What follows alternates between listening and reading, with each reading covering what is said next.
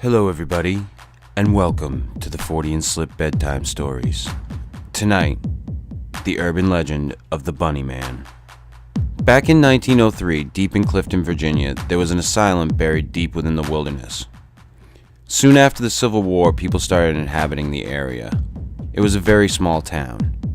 Nonetheless, people didn't like the idea of having an asylum miles down the road, so they all got together and signed a petition for the asylum to relocate elsewhere.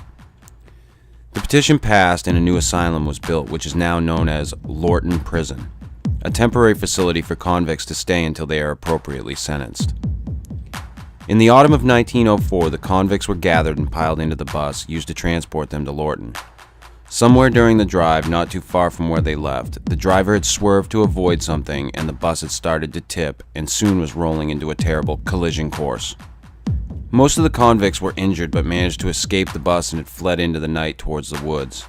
The next morning, a local police investigation had begun and they began rounding up escaped convicts. Hours turned into days, days into weeks, and weeks into months. Everyone was recovered after 4 months except for two people, Marcus Walster and Douglas J. Griffin. During the search for both men, the police found dead rabbits, all of them half-eaten and dismembered. Finally, they were to find Marcus dead by the Fairfax Station Bridge, now known as Bunnyman's Bridge. In his hand, he held a man-made hammer knife-like tool made with a sharp rock and a sturdy branch as a handle. They thought nothing of it and didn't care how he died, only that he was apprehended and they no longer had to worry about him. They had a name for Marcus, but later on they would realize that they had named the wrong person, the Bunnyman. Still searching for Douglas, they kept on finding dead half-eaten rabbits every so often while the search went on. Eventually they were to name Douglas the Bunnyman. Months passed by and the police gave up their search. Everybody assumed the Bunnyman was dead by now, if not gone, so they went on with their small-town lives. Come October, people started seeing dead bunnies reappearing out of the blue and starting to fear the unseen. Halloween night came around and as usual, a bunch of kids had gone over to the bridge that night to drink and do whatever kids their age in the early 20th century did. Midnight came around within minutes and most of the kids had left. Only 3 of them remained at the bridge. Exactly at midnight, a bright light came from the bridge, right where the kids were. A few seconds later, they were all dead. Throats slashed with the same type of tool that was found next to the other escapee, Marcus.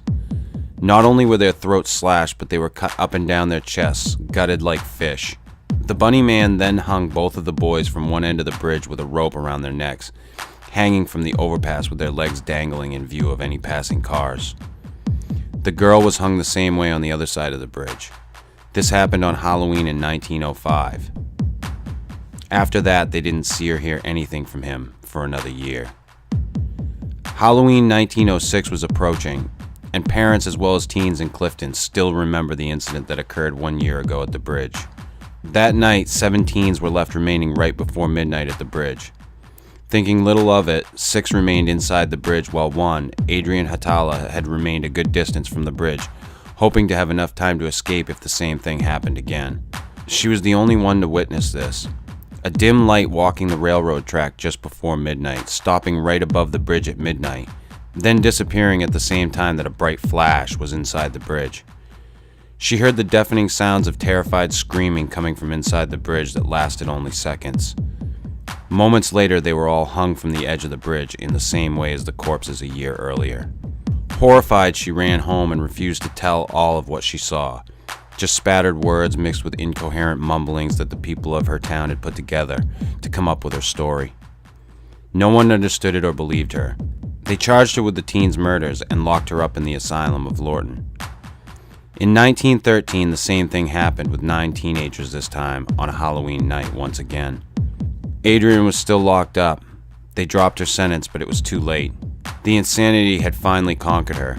Even if she was released, she was too far gone to have a life, so she spent her remaining years in the asylum until she finally died in 1953 of reported shock.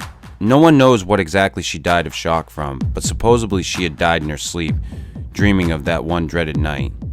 More murders were to take place, however, although after the murders in 1913, most people stayed clear of the bridge on Halloween. 1943 rolls around and 6 teenagers go strolling out on Halloween night. A couple hours later, all of them are dead, same way as all the others. Investigations took place, but as usual, nothing was discovered.